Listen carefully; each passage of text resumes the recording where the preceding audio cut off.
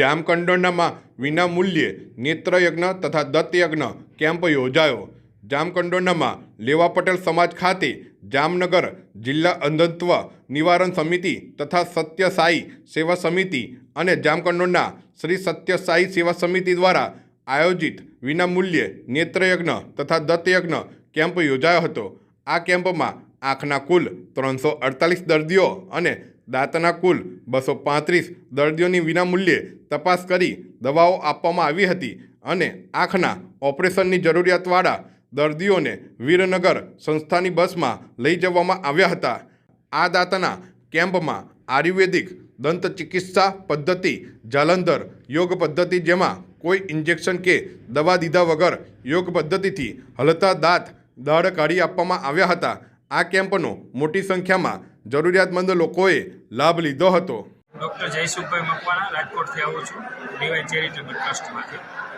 આજે આયુર્વેદિક દંત ચિકિત્સાની પદ્ધતિ છે જેનું નામ છે જાલંધર બંધ યોગ પદ્ધતિ। આમાં કોઈ ઇન્જેક્શન કે દવા દીધા વગર યોગ પદ્ધતિથી દાંત પાડવામાં આવે છે।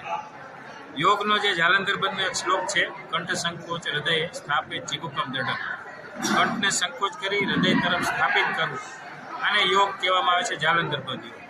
હું પોતે યોગી નથી પણ યોગ એની ઉપર લાગે છે, પેશન્ટ ઉપર, એટલે એને બે ગોઠણ આપણે પકડાવીએ છીએ, ઈડા અને પીગલા નાળી એના કારણે પકડાય છે। પાછળથી પાટલા ઉપર બેસાડીને આપણે પાછળથી જે પ્રેશર આપીએ છીએ એ સુષુમ્ણા નાળી, એટલે સુષુમ્ણા નાળી એટલે સ્પાઇનલ કોર્ડ જેને કહેવાય, એની ઉપર મારા ગોઠણથી એનું પ્રેશર આવે છે અને પછી એને આપણે શિરોધુનન કરાવીએ છીએ, એટલે માથું હલાવીએ છીએ। એના કારણે એને થોડીવાર માટે એનેસ્થેટિક અસર આવે છે અને કોઈ પણ ઇન્જેક્શન કે આ દવા દીધા વગર આપણે દાંત એમનો ઇઝીલી પાડી શકીએ છીએ। આ પેશન્ટ જે છે એની ઉપર હું કરી બતાવું છું, એટલે આપ સૌને ધ્યાન આપશે। નીચે જુઓ, ગરદન ઢીલી, મોટું કર, 73 ઊંચું જોઈએ।